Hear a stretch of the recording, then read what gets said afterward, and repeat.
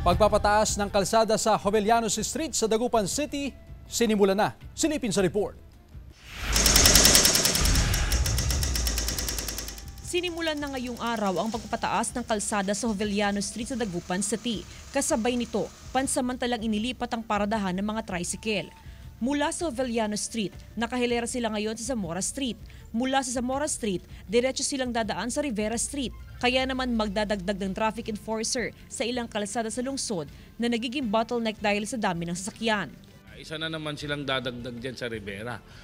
Kaya na naman kaya sa ngayon, siyempre, panay ginago ang kalsada.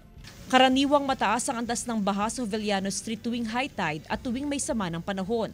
Sa tuwing may baha, kinakailangang lumipat ng paradahan ng mga tricycle. Apektado ang kanilang arawang kita sa tuwing binabaha ang kalsada. Kaya naman malaking tulong para sa kanila na mapataasan ang kalsada. Mas maganda po pag tumaas ito. Para lumuwang yung daan po. At saka iwas baha na. Iwas baha na po. Hirapan sa pagsakay at pagbaba ng pasahero ang mga tricycle drivers sa kanilang pansamantalang paradahan dahil malapit lang din sa palengke ang kanilang pwesto sa ngayon. Kasama si Jing Dakanay, Jasmine Gabriel Galban, One North Central Luzon.